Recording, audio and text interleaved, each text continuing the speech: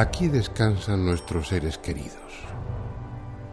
Y aquí vendremos también nosotros, porque la muerte es biológicamente un fin inevitable. Todo lo que vive ha de morir.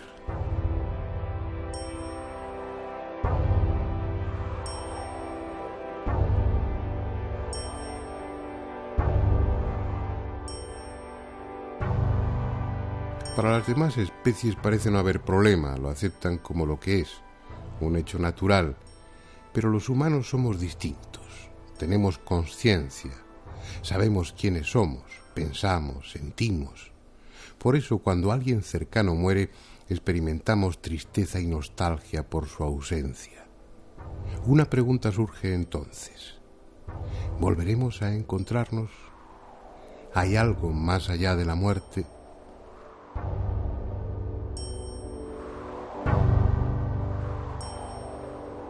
Una pregunta que en definitiva nos afecta tanto a nosotros como a los que ya se fueron, porque nosotros iremos después. Por eso el hombre ha sentido desde siempre la llamada de lo trascendente.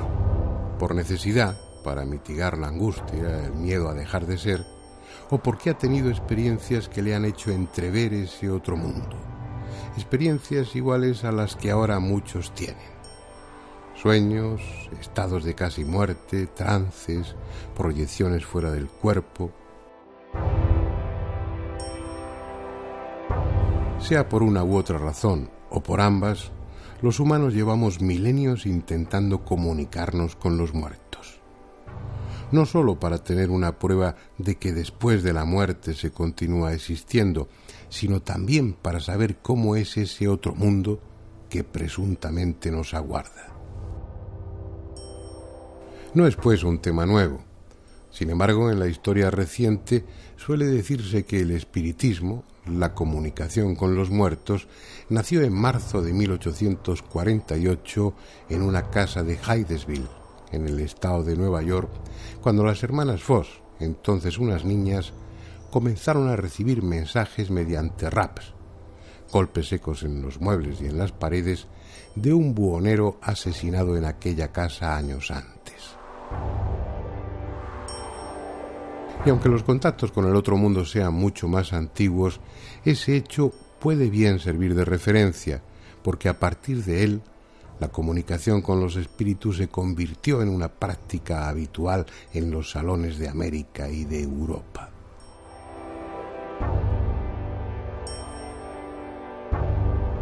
La moda pasó, pero da la impresión que desde el más allá, los muertos no se resignaban a esa ruptura del diálogo, y ya que los médiums y las mesas parlantes escaseaban, buscaron otra forma de comunicarse, la que alguien menos podía imaginarse: el magnetofón.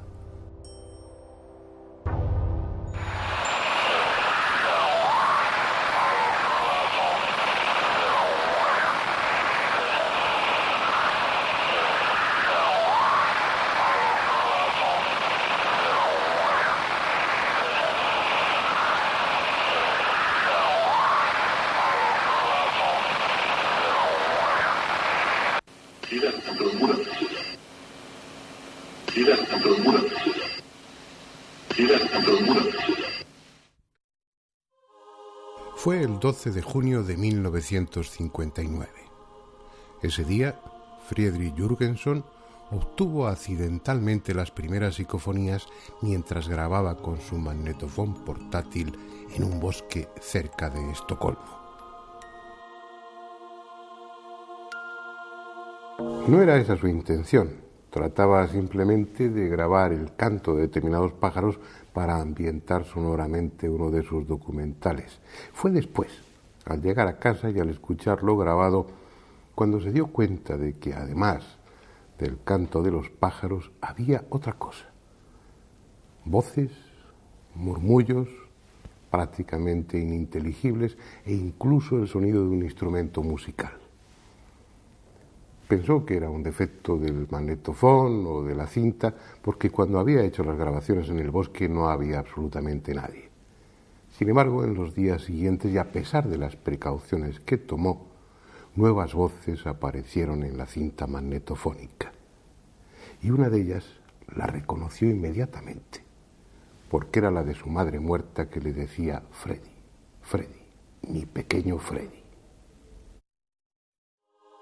Se inició así una etapa apasionante, llena de logros espectaculares en un campo de experimentación totalmente nuevo, y también de sinsabores, por la incomprensión y por el rechazo que muchos investigadores mostraron ante algo tan poco científico como que desde el otro mundo los muertos quisieran comunicarse con los vivos.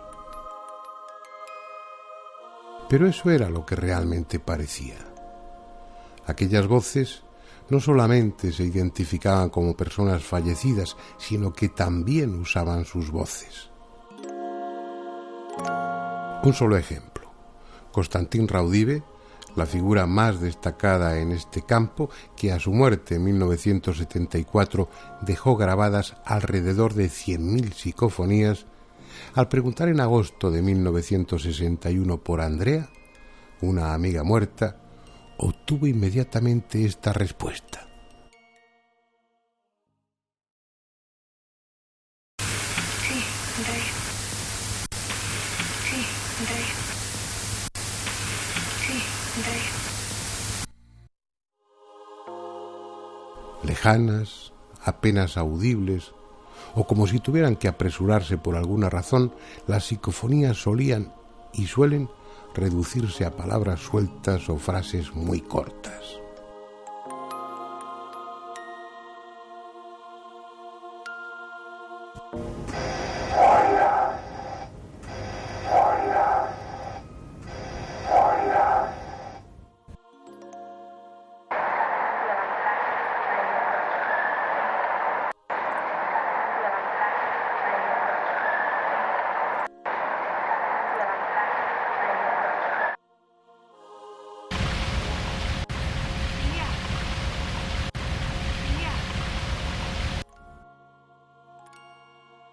Pero no siempre es así. En alguna ocasión, lo grabado psicofónicamente desconcierta por su espectacularidad y belleza, como el coro que ahora escucharemos. Voces armoniosas cantando presuntamente desde el otro mundo, obtenidas por el investigador italiano Marcello Bacci, y que, aunque no tengan necesariamente que ver con lo religioso, recuerdan los cantos litúrgicos.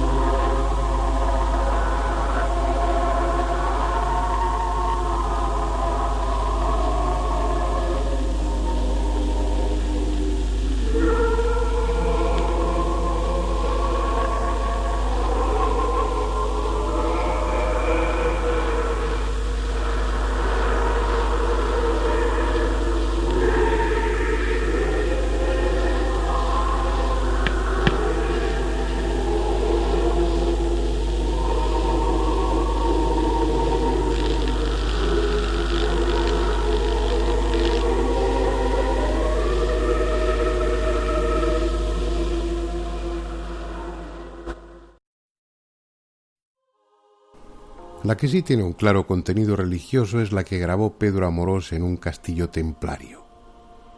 Una voz, que escucharemos 3 veces, como si quisiera desmentir las acusaciones de herejía que se vertieron contra los miembros de la Orden del Temple, dice con voz grave y rápida: In nomine Pater et Filii.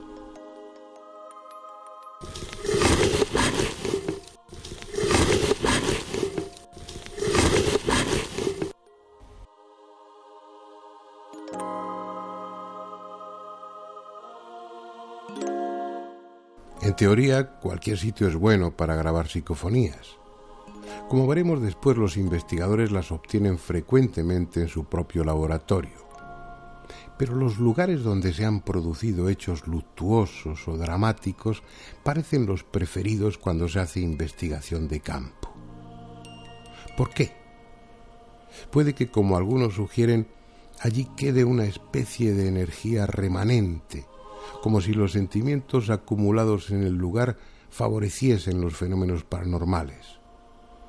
puede también que todo se reduzca a que esos escenarios aportan un grado de romanticismo que estimula a los experimentadores.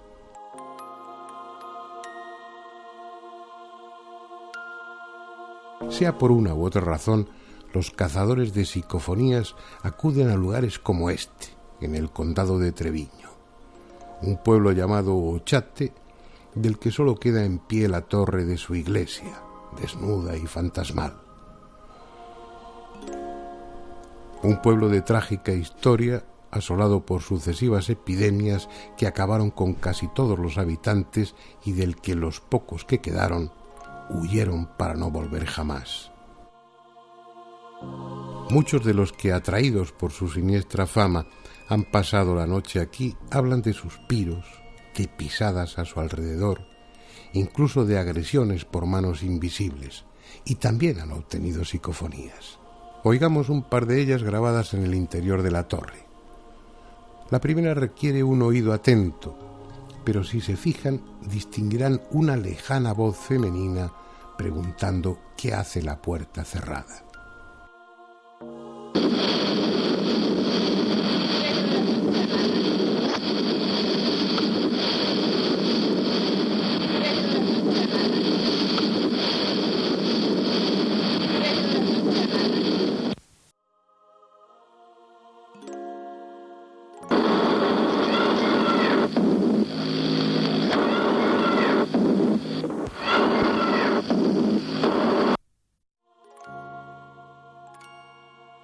Pero aunque es lo frecuente, no siempre las psicofonías resultan de difícil audición. Cambiemos de escenario para escuchar otras tan claras como espeluznantes. Esta es la moderna y activa ciudad de Albacete. Y este es un edificio más, aparentemente. En él está instalada la Jefatura de Industria de Castilla-La Mancha, pero antes estuvo la Casa de la Marquesa, habitada en tiempos por doña Margarita Ruiz de Liori, marquesa de Villasante. Una mujer singular, en muchos aspectos adelantada a su época, de la que se dice que celebraba reuniones donde se practicaba la magia negra. En 1954 fue acusada de haber mutilado el cadáver de su hija Margot, así como de otros hechos siniestros, entre los que figuraba el sacrificio de animales. Tengan o no que ver con aquellos acontecimientos, lo cierto es que el moderno edificio ha sido teatro de fenómenos paranormales de los que el personal de las oficinas ha sido testigo en numerosas ocasiones. Por este motivo, un equipo de investigadores dirigido por Fernando Rosillo, José Luis Tajada y José Martínez, y dotado con un complejo material técnico, pidió y obtuvo permiso en 1998 para realizar diversas pruebas, entre ellas la grabación de posibles psicofonías. Y fue precisamente en ese tipo de fenómeno en el que obtuvieron resultados positivos y espectaculares.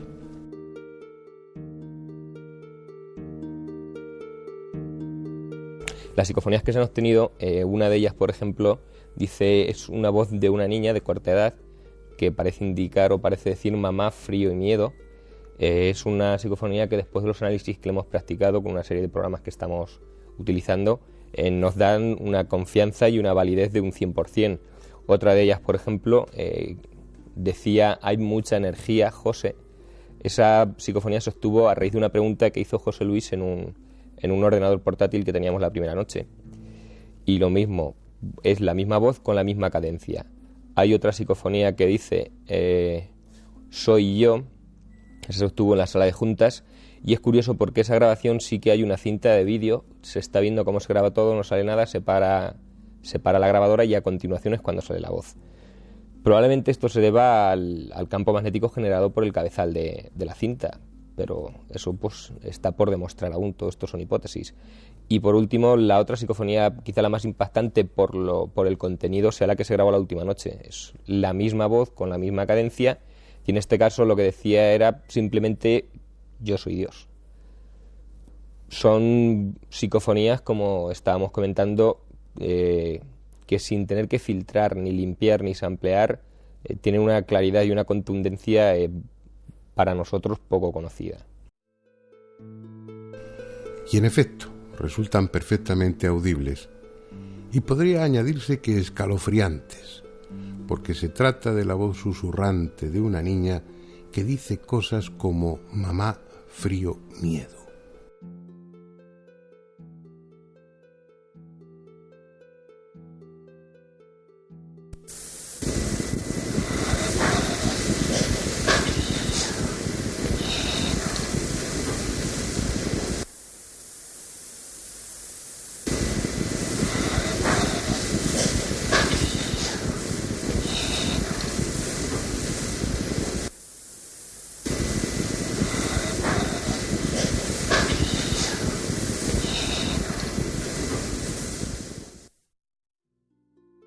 Una voz infantil venida quién sabe de dónde, que en otro de los momentos se acercó a uno de los micrófonos para decir que era ella.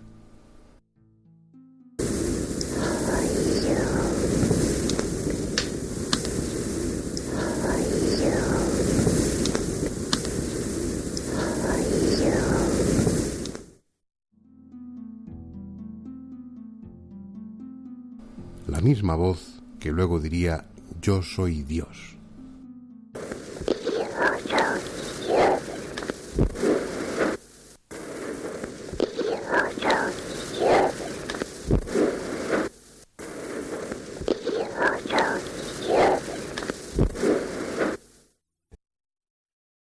¿Qué son esas voces? ¿De dónde proceden? Los que asistimos a aquellos años iniciales de las psicofonías recordamos las encendidas polémicas entre los que sostenían que se trataba de algo sobrenatural y aquellos que pretendían encajar el fenómeno dentro de lo conocido. Se barajaron todo tipo de hipótesis. Obviamente se habló de grabaciones espurias, es decir, fragmentos de programas de radio o de televisión que por alguna razón quedaban registrados en la cinta. Se dijo también que podía ser un fenómeno de ventriloquía inconsciente o un fenómeno de psicocinesis, es decir, que la propia mente del investigador estuviera alterando la materia, en este caso la cinta magnetofónica, y su inconsciente fuera el que produjese las voces. Pero todas esas hipótesis no resistieron la contundencia de los hechos y quedaron en nada. Si no se trata de las voces de los muertos, como ellas mismas suelen presentarse, habrá que convenir que cuando menos se trata de voces procedentes de un nivel de la realidad diferente a este en el que estamos, de otra dimensión, de otra parte de este mundo que no es accesible a nuestros sentidos. Esa, por el momento, parece ser la única conclusión lógica. Si ante un hecho paranormal, como una parafonía de efectos físicos, o las caras de Belmez, técnicamente llamadas teleplastia, no encontramos la causa, descartado el fraude, no encontramos la causa en el nivel ontológico donde el hecho se produce, como no puede haber efecto sin causa, la causa tiene que estar en otro nivel. En cualquier caso, las psicofonías dan la impresión de ser una ventana que se abre a otro mundo. Una ventana a la que alguien se acerca para susurrar junto al micrófono o que grita desde lejos. Belmez de la Moraleda es un lugar especial. En una de sus casas vienen apareciendo desde 1971 rostros en el cemento del suelo. Figuras de tosca apariencia, impresionantes a veces y otras grotescas, que han despertado todo tipo de especulaciones, pero que en opinión de los que realmente las han estudiado, incluidos muchos investigadores prestigiosos, constituyen un genuino fenómeno paranormal, el más importante quizá en la historia de la parapsicología contemporánea. El por qué se aparecen sigue siendo un misterio, y no pocos las vinculan con lo sobrenatural, aludiendo a que esas casas se levantan sobre un viejo cementerio o al rumor de que en tiempos hubo allí un prostíbulo en el que se produjeron hechos sangrientos. En un lugar así, Aficionados y expertos no podían dejar de intentar obtener psicofonías. Y en efecto, en estos 30 años se han grabado centenares. Vamos a escuchar algunas seleccionadas entre las muchas que Pedro Amorós ha obtenido en sus viajes a la Casa de las Caras. La primera es una voz de mujer que llama a Ángela. Como el resto de las psicofonías, la escucharemos 2 o 3 veces.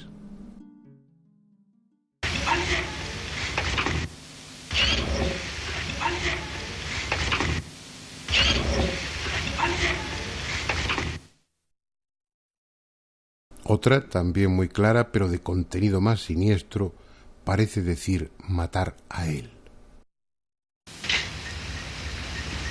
Matar a él. Matar a él. Matar a él.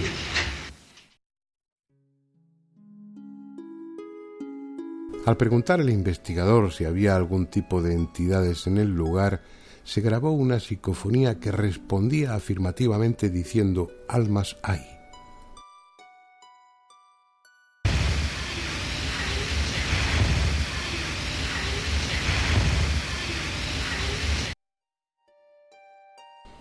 En otro momento, una de esas voces parece decir «ponte la mano en la frente».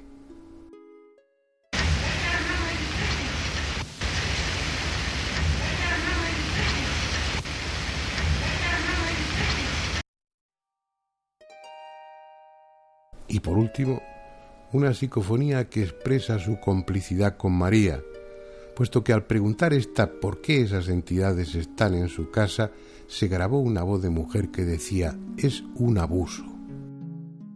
Bueno, el por qué han venido aquí a mi casa.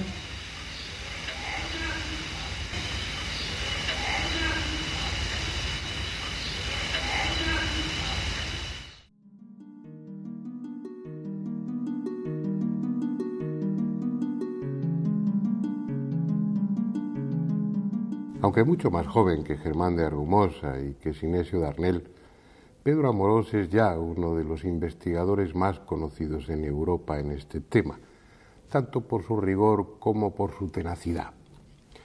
Lleva unas 40.000 psicofonías grabadas y gran parte de su experiencia la ha recogido en un libro, Psicofonías, Voces del Más Allá, donde, entre otras cosas, describe la técnica más adecuada para grabar estas voces, tanto en la investigación de campo como en el laboratorio.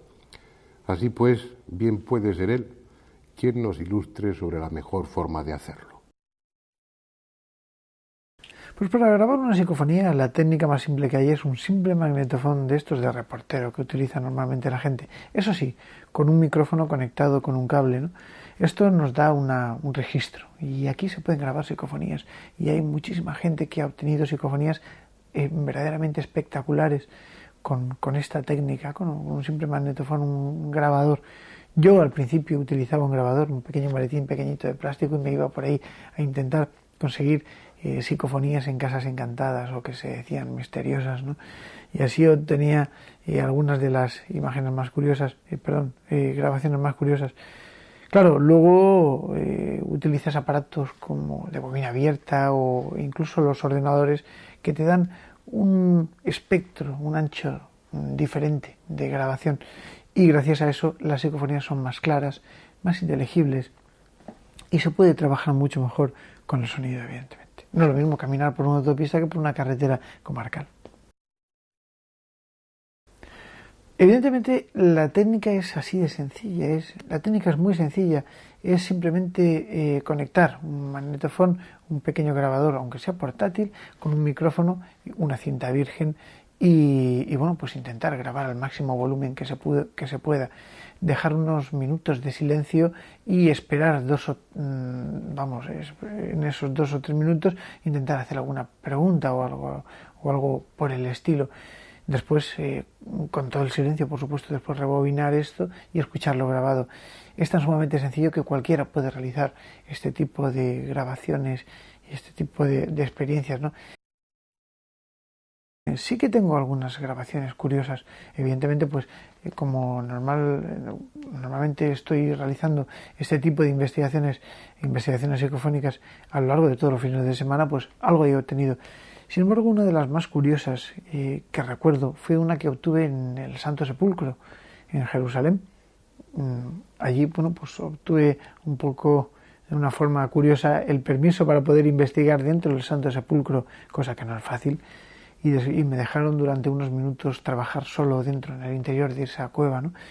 Al analizar las grabaciones se escucha perfectamente una psicofonía de una voz de un hombre que dice con toda claridad: Constantín. Estamos en el Santo Sepulcro. En el Santo Sepulcro. Estamos en el Santo Sepulcro.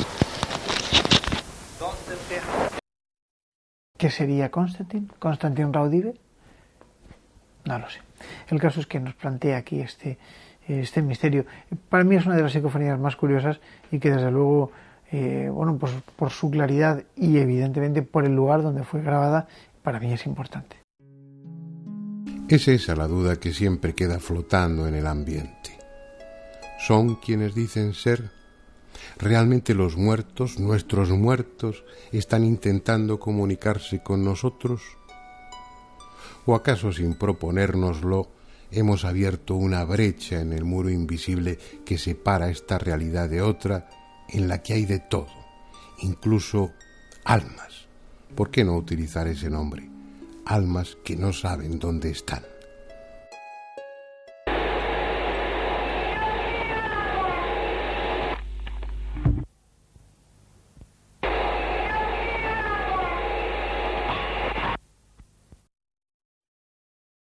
O niños perdidos, solos en un mundo de sombras que utilizan este medio para gritar su desconsuelo.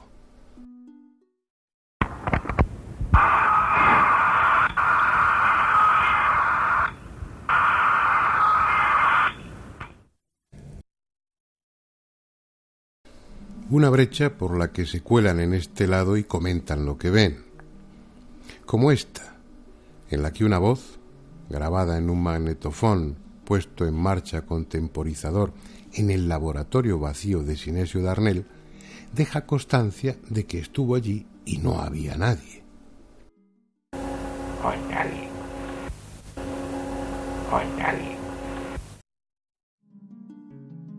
O ante un malentendido con el mismo investigador se excusa diciendo que él no ha sido.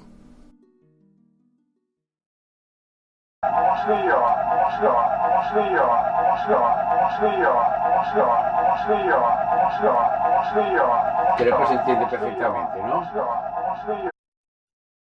Quizá ese otro mundo del que vienen las voces no esté en ningún sitio que pueda visitarse y sea un reino sin tiempo y sin espacio.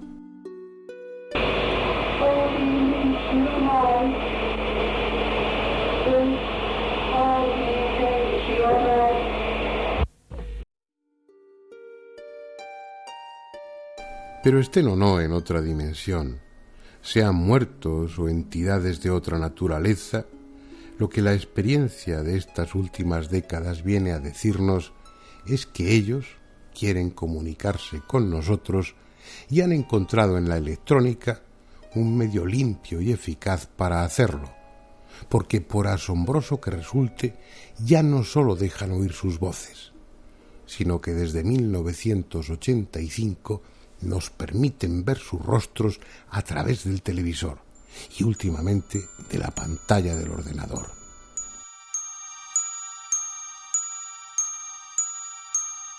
Este es el padre François Brin, durante una de sus conferencias. Sacerdote y teólogo, se ha convertido en algo así como un apóstol de la transcomunicación. Entiende que las psicofonías y ahora las psicoimágenes constituyen una fuente de esperanza, un alivio para aquellos que han perdido seres queridos o sienten el temor de que tras la muerte no haya nada. En sus charlas muestra un vídeo donde se recogen muchas de las psicoimágenes de los primeros años obtenidas por Schreiber y el llamado Grupo de Luxemburgo.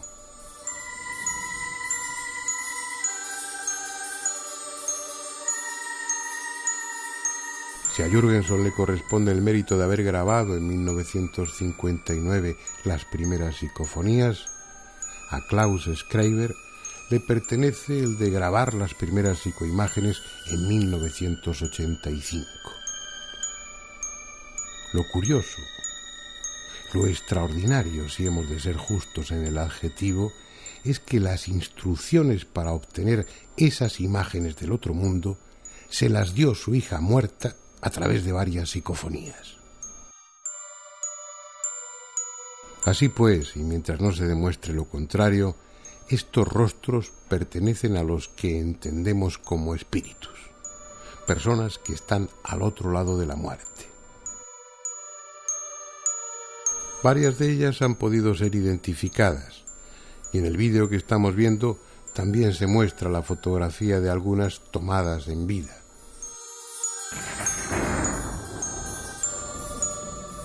Por ejemplo, esta es la imagen fantasmal, valga la expresión, de quien parece ser un religioso, captada por Schreiber. Y esta es una fotografía del mismo cuando estaba vivo. Un austriaco que fue abad en un monasterio y que durante muchos años se dedicó al estudio del espiritismo. Esta hermosa mujer que nos sonríe desde el más allá es una alemana que vivió en Estados Unidos y murió a los 74 años. Sin embargo, como estamos viendo, en ese otro mundo su apariencia es la de una mujer en la plenitud de su belleza. Esta psicoimagen es de las pocas que se han grabado en movimiento, incluso parece decir algo.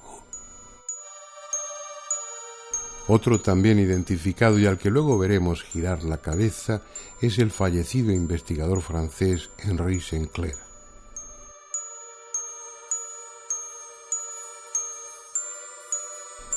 Pero siendo todo ello desconcertante, lo más insólito es que algunas de esas imágenes muestran un mundo similar a este, con objetos, mar, paisajes, animales. Carecemos de otra información que la que ellos nos proporcionan a través de las psicofonías, de la escritura automática y de otros métodos del espiritismo clásico, y es poco o demasiado subjetivo como para sacar conclusiones. En realidad no sabemos si estamos viendo ese otro mundo como auténticamente es, o como ellos, sean muertos u otra cosa, quieren que lo veamos. En todo caso, y dejando aparte los inevitables fraudes, estamos ante un fenómeno de extraordinaria importancia. La técnica nos ha proporcionado un medio que nadie había imaginado para ponernos en contacto con otro plano distinto de la realidad.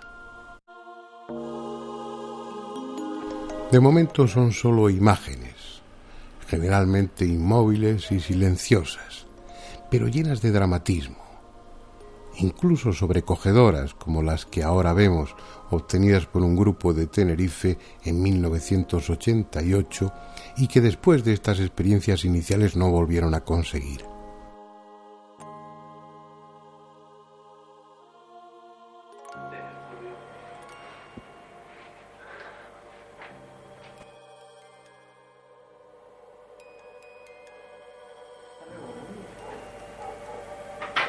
Meto la cinta. Y se va.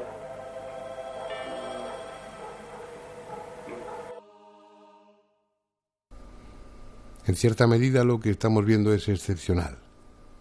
Lo habitual es que las psicoimágenes se limiten a rostros estáticos, desenfocados o deformados, en ocasiones difíciles de reconocer y que aparecen en un solo fotograma, en un solo frame del vídeo grabado.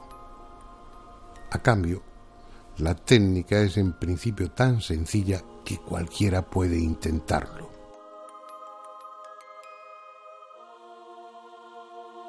Pues la psicoimagen realmente es muy sencilla de obtener. Simplemente hace falta una cámara de vídeo pequeñita conectada a un monitor de televisión. Y entonces lo único que tenemos que hacer es enfocar el monitor de televisión con la propia cámara.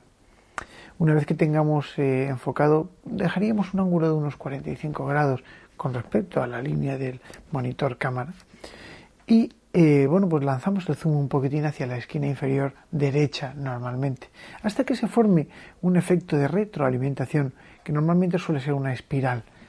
En esta espiral nada más conseguir este efecto que nosotros le llamamos retroalimentación, pues ahí lo único que hay que hacer es intentar obtener estas psicoimágenes. Es muy buena la técnica de utilizar una cámara conectada al ordenador y el ordenador que puede registrar todo lo grabado, porque así podemos examinar sin ningún problema todos y cada uno de los fotogramas, frames que componen la grabación de estos segundos de filmación, ¿no? Y esto es muy, muy útil. Otra cosa sería utilizar el vídeo, ¿no? Que también es un sistema un poquito más arcaico, pero evidentemente pues muestra la antigua usanza del tema de las psicoimágenes. Lo que pasa es que, claro, los cabezales del vídeo peligran, ¿no? Porque 10 segundos son 240 y tantos fotogramas.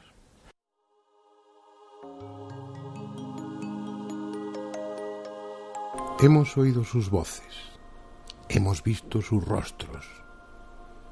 Si son quienes dicen ser, el miedo que desde siempre hemos sentido ante la muerte debiera desvanecerse para dar paso a la certeza de que tras ella continuamos existiendo. Sin embargo, siendo mucho lo que se ha avanzado en este campo, no es suficiente. La mayoría necesita pruebas más sólidas aún, más concluyentes. Y quizá tengan razón, pero al menos convengamos en que estas experiencias abren una puerta a la esperanza.